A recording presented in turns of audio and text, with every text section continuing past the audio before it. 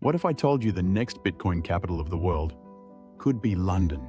In a world dominated by US regulators and Asian innovation, the UK is making a bold move to become the global headquarters of crypto. From political promises to national Bitcoin reserves. This isn't just hype, this could redefine the UK economy. Let's break it all down. Part 1. The big announcement. Recently, Nigel Farage, leader of the Reform UK Party and former Brexit champion, made headlines by declaring, "We must make London the global hub of cryptocurrency and blockchain technology." He even proposed creating a Bitcoin reserve inside the Bank of England.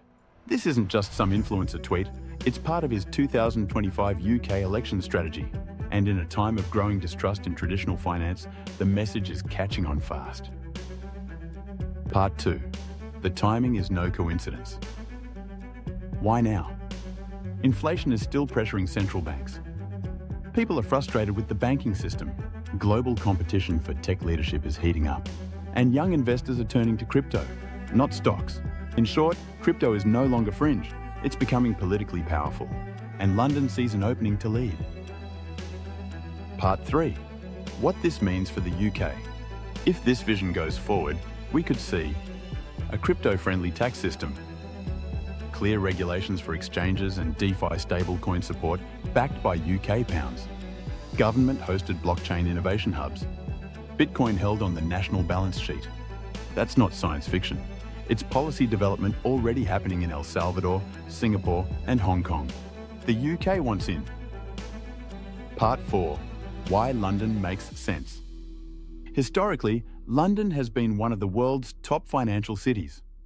It already hosts top banks, investment firms, fintech companies, world-class legal infrastructure. By embracing crypto, it can reinvent itself, just like it did during the fintech boom of the 2010s. Plus, this move may give it an edge over EU markets, who are slower to adopt decentralized assets.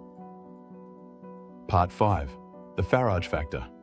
Farage isn't just making noise. He's riding a wave of financial frustration. He says the UK is at war with innovation. That's a direct hit at the Financial Conduct Authority, FCA, which has previously cracked down on crypto firms. But if the tide turns, we may see UK regulators shift to supportive oversight instead of outright bans. And that could make the UK the go-to destination for crypto startups, investors, and developers. Part 6. Bitcoin as a national reserve. This is the most radical idea. Holding Bitcoin in the Bank of England, alongside traditional reserves like gold and foreign currencies. Why would a country do that? Hedge against inflation, signal support for decentralized finance, attract crypto capital and investment, gain long-term appreciation from limited supply digital assets. El Salvador already did it, and while controversial, they've seen an influx of tourism, business, and international attention. Part 7. What are the risks? Of course, it's not all upside. Bitcoin is still volatile. Regulation is uncertain. Political shifts could derail progress. Traditional banks may resist the disruption. And perhaps most critically, Farage isn't in power yet. His ideas are still campaign promises, not policy. But that doesn't mean they should be ignored. Crypto is now part of national elections. That's a huge milestone. Part 8. What other countries are doing. Let's zoom out. Around the world, El Salvador holds BTC. Switzerland has crypto-friendly banks. Singapore regulates DeFi and stablecoins. Dubai is pushing for Web3 leadership. China is developing a central bank digital currency. If the UK doesn't act now, it could get left behind in the global blockchain race. Part 9. What this means for you. This matters for investors and everyday people alike.